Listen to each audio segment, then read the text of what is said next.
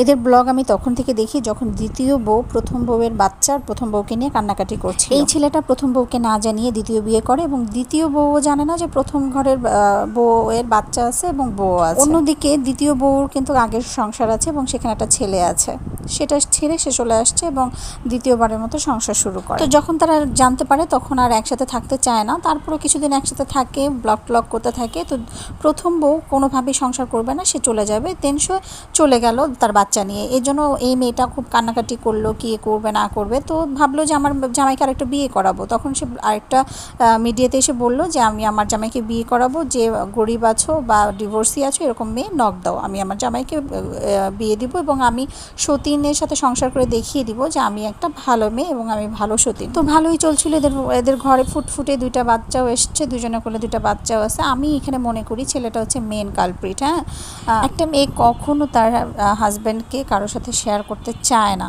তো কোন দিক দিয়ে সে শেয়ার করে এবং কীভাবে শেয়ার করে সেটা হচ্ছে এই ছেলেটা হচ্ছে মানিয়ে নিছে বা কোনোভাবে রিকোয়েস্ট করছে যে আমি থাকবো এই সেই, এই জন্য তারা রাজি হয়ে গেছে। তো আঁখি কোনো রকমভাবে বাচ্চা নিয়ে চলে যায়, ঝগড়াঝাটি হয়েছিল এবং পরবর্তীতে এই ছেলেটা আহাত তো বড় একটা স্ট্যাটাস দেয় যে আঁখি সবসময় আমার টাকার সমস্যা দেখলে, আমি এখন ঋণ আছি 50 লাখ টাকা এবং সে এরকম করে চলে যায়, তাকে আমি ভালোবাসি না। আমার দ্বিতীয় বউই সব কিছু, সে আমাকে সব কিছু দিয়ে হেল্প করে এবং সে আমাকে কখনো ছেড়ে যায় না।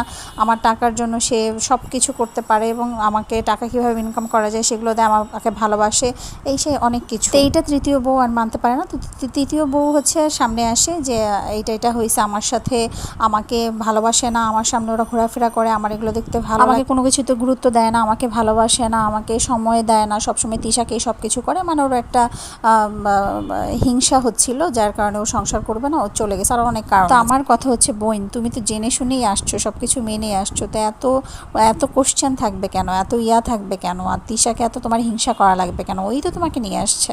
কমেন্ট দেখে যা বুঝলাম যে আঁখি কারোর সাথেই ভালো ব্যবহার করতো না, ও একটু কিচকিচে টাইপের।